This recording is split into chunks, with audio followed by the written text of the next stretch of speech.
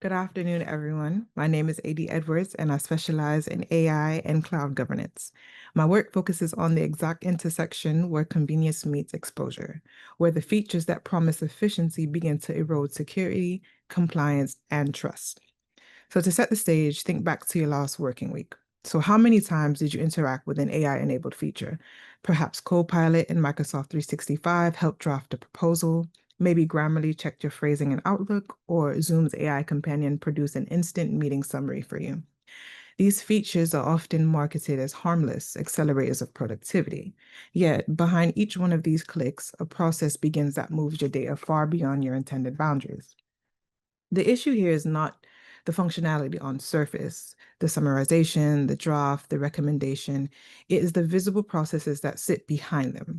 The packaging of data, the transmission to external vendors, the use of shared multi-tenant infrastructure, and the logging that persists long after you assume the interaction was complete.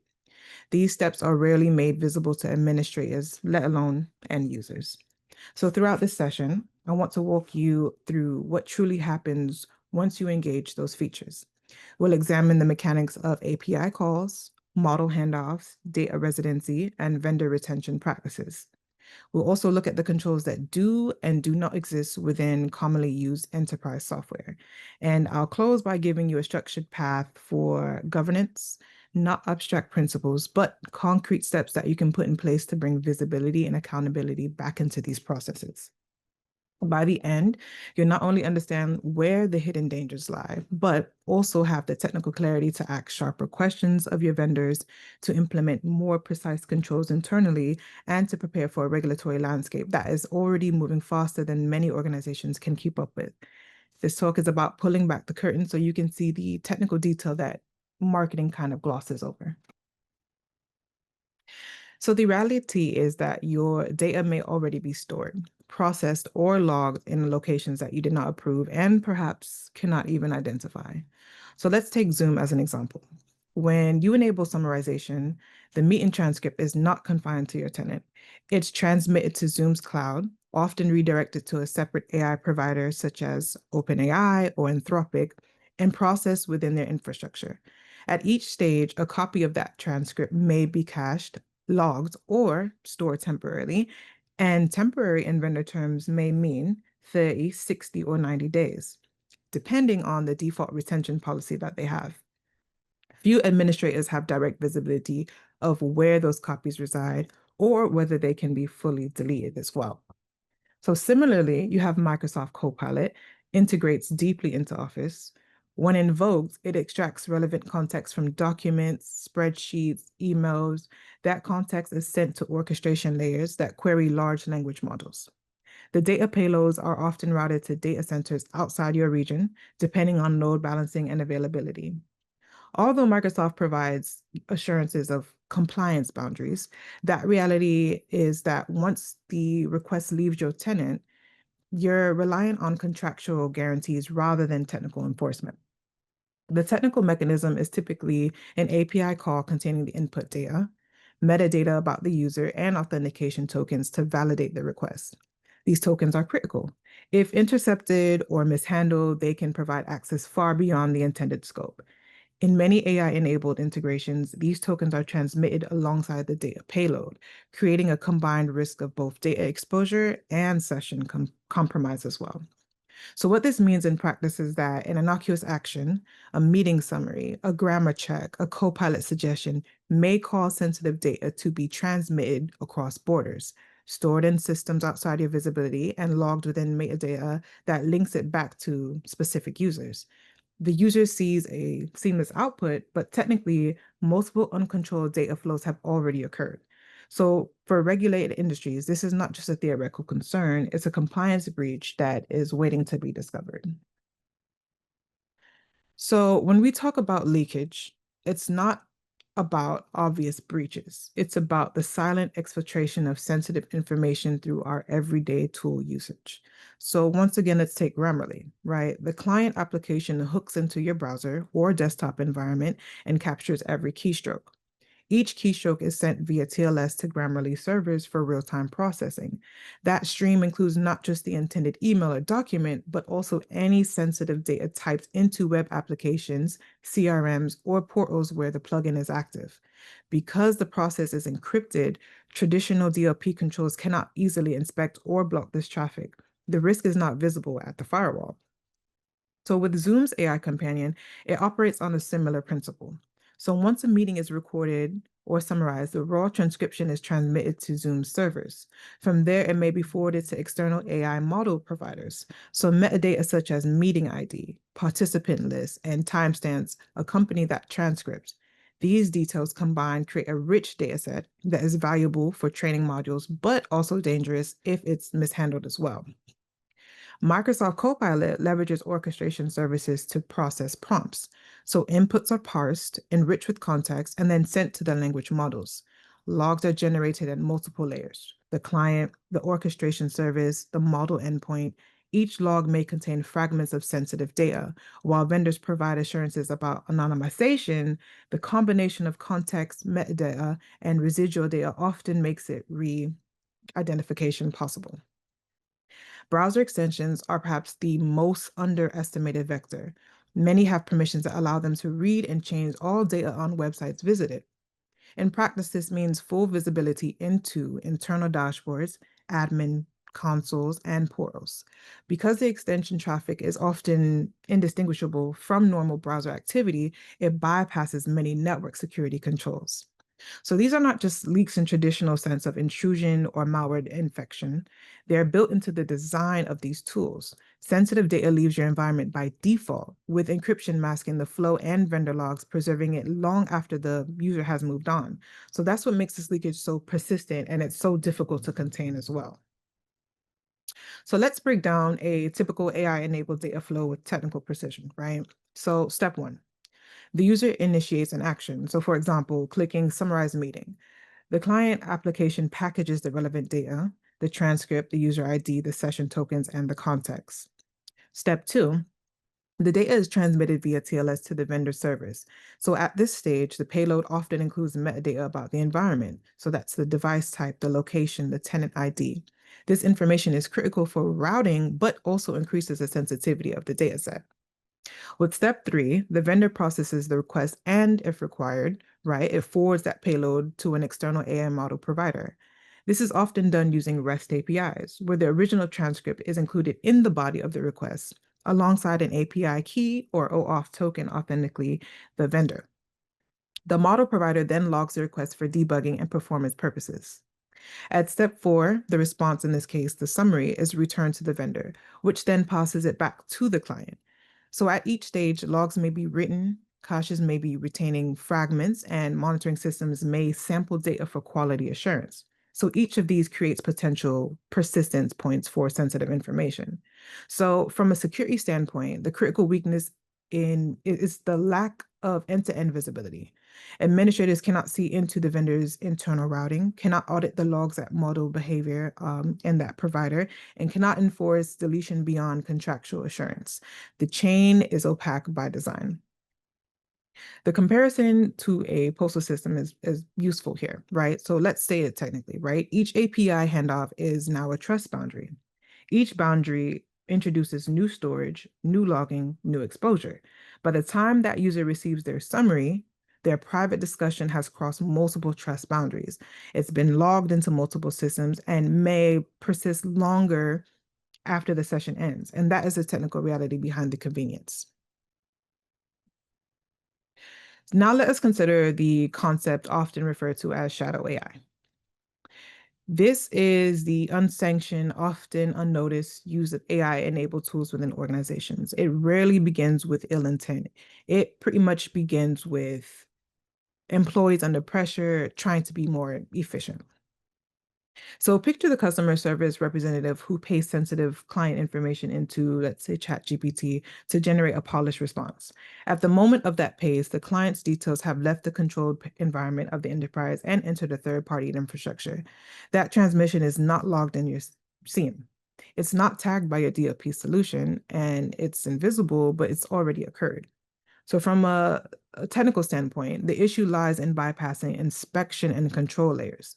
Many AI tools use HTTPS over standard ports, indistinguishable from ordinary web traffic. Unless you're using SSL inspection with full certificate management, these payloads flow out unmonitored. Even where inspection exists, the content often opaque due to proprietary formats, making traditional signatures ineffective. Another scenario involves Microsoft Copilot. A salesperson drafting contract language triggers Copilot to generate a clause. But behind the scenes, Copilot extracts relevant text from documents stored in SharePoint, combines it with email context, and submits it to orchestration layers. So that text may travel outside your tenant, processed by language modules with their own retention policies. So what returns to the user is a neat suggestion. What you don't see is the raw payload that traveled multiple hops, right? Unreviewed by security and potentially stored outside of your contractual boundaries. So the risk is not that employees are careless. The risk is that these tools are frictionless by design. They're built to bypass delay, to produce results instantly. And in doing so, they bypass the safeguards that we have spent decades constructing. If a tool has not been reviewed and onboarded by security, then technical speaking, you must assume that it has been introduced to some type of exposure. That's the principle at stake. So I have some scenarios here, and they are implemented, they're documented, implemented, and they're actual cases that has actually happened. So if we begin with the healthcare provider, they implemented an AI traction, and they decided to have a transcription tool for consultations.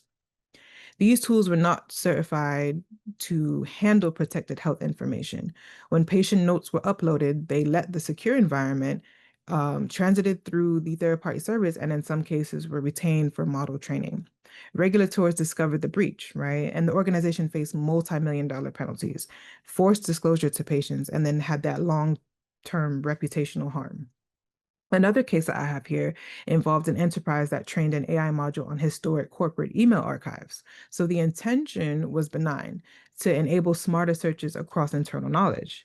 During testing, the model was prompted in such a way that it began to recall details of sensitive NDAs and even fragments of merger discussions. The competitor did not break into the system. The system gave the information away because it had been trained on data that was never meant for exposure. So there was also the situation of a board that recorded and summarizes meetings using an AI-enabled collaboration platform. The transcripts were not stored within enterprise, but indefinitely in the vendor's cloud. When regulators examined the system, they discovered confidential boardroom strategy discussions stored on third-party servers, well beyond their intended use. The common pattern in each case that I have here is silent exposure. No alarms were raised, no breach was detected in the traditional sense. The exposure was inherent to the design of the tool. And the discovery did not come from the organization themselves, but from regulators, auditors, or external investigators. And that delay in awareness is what turns manageable risks into catastrophic incidents. So one of the harshest truths in this space is that security is nearly always informed after the fact. So consider the typical lifestyle, the life cycle of it. A business unit enables a new AI feature, often no consultation, right? From the very first use, data flow begins leaving the environment. The security team remains unaware because, no alerts are generated, logs may be incomplete or non-existent. Months later, an auditor or a client raises a concern. At that point, the exposure has already happened. This is the result of unsafe defaults. Vendors rarely prioritize, conservative settings. Features are enabled by default. So logging is often opt-in or hidden behind enterprise licensing tiers. APIs are called in ways that opaque, into monitoring. The visibility you rely on in your network and endpoint monitoring does not extend to the vendor's infrastructure. This is the equivalent of operating blind. You cannot defend what you cannot see. So without telemetry from the vendor side, your SIEM, your DLP, your CASP are silent. The assumption of visibility, which underpins modern zero trust architectures, simply does not apply once the data leaves your controlled boundary. And so the discovery is delayed. It comes only after the fact, when remediation is costly and trust has been damaged. It is reactive model in a domain that demands proactive governance. If there's one lesson from these incidents, it's that you must assume security will not be notified by that system itself. You must build processes to surface AI used deliberately before an incident exposes you externally. The most dangerous risks often lie not in the code, but in the contracts. So many AI vendors' agreements contain clauses that fundamentally shift liability. Languages such as your data may be used to improve our services or data may be shared with sub-processors is very common. At face value, these statements appear harmless, but technically they grant the vendor permission to use your sensitive inputs for training or to distribute them to subcontractors beyond your knowledge. Retention clauses are equally dangerous. Some vendors specify that logged and training data will be kept indefinitely. That means that even if you delete your files, even if you revoke access, copies of your sensitive data may persist in third-party environments for years. Jurisdictional clauses add another layer. Data may be processed in regions outside of your regulatory scope, so such as EU countries for GDPR regulated entities. Once that occurs, you're not just dealing with technical risks, but now you're dealing with cross-border legal exposure. So from a governance perspective, this is not a matter of technical misconfiguration. It's a matter of contractual negligence, where organizations accept vendor terms without thorough review. They're often agreeing to exposures that they would never tolerate if stated plainly. The risk is embedded in the fine print, and by the time it's discovered, the obligations, they're already binding. So let's talk about AI's hidden risks. So to address these risks, you have to begin by asking sharper questions. What model is actually in use? Is it an in-house model? Is it a vendor routing to OpenAI, Anthropic, or another third party? Where does the data travel once it leaves your tenant? Which data centers, which jurisdictions, which sub-processors are involved? Can you opt out of training or is it automatic? Are logs generated? And if so, can you access them? Have both security and legal review the tool. Are contractual clauses aligned with your risk appetite? Has the vendor agreed to retention limits, to breach notification obligations, to transparency around sub-processing? The key here is visibility. Without answers to these questions, you cannot claim oversight. And yet, in most cases, enterprises cannot answer even one with confidence, not because they're inattentive, right? But because these systems are designed for adoption, not for transparency. The smoother the user experience, the less visibility you're given. So this is why asking questions is not optional, it's for the foundation of accountability. Unless you demand clarity, you're operating kind of blind and your organization carries risks that you can't even define, let alone mitigate. So, how do we move forward from here, right? So the first step is inventory. Catalog all AI use within your environment. So not just officially approved tools, but the shadow applications employees are already using. You cannot govern what you do not know exists. The second step is contract review. Scrutinize every single agreement. Where is data stored? How long is it retained? Which sub-processors are involved? What are the training defaults? Don't accept vague assurance. Put clear obligations in writing. The third step is applying frameworks. The NIST AI Risk Management Framework provides a starting point. OWASP Top 10 for large language models highlights technical vulnerabilities, and these are resources designed for precisely this challenge, so use them. And finally, establish continuous monitoring. AI adoption is not a static project. It's a moving target, an active attack surface. Monitor for unusual requests, for signs of prompt injection, for unauthorized data flows. Treat AI with the same vigilance you already apply to your networks, applications, and endpoints. So let me close with this. Behind every click, a process begins that you cannot see. Data is packaged, transmitted, logged, and sometimes retained indefinitely. So what looks like convenience on the surface often conceals complexity and exposure underneath. So AI is not merely a feature. It's a test of your governance, your contracts, your security culture. The question is not whether risks exist. They already do. The question is whether you will uncover them first or whether regulators, adversaries, or the press will uncover them for you. But I want to go ahead and thank you for your attention, for engaging with this critical topic. These are not easy conversations, but these are essential. And if you take nothing else away from today, remember this, that you cannot outsource responsibility for your data. It remains yours, regardless of what the contract for the tool says. So thank you for joining this session. I hope it has given you the technical clarity to see beyond the surface, to challenge defaults, and to safeguard the trust that underpins what we do in this field every day.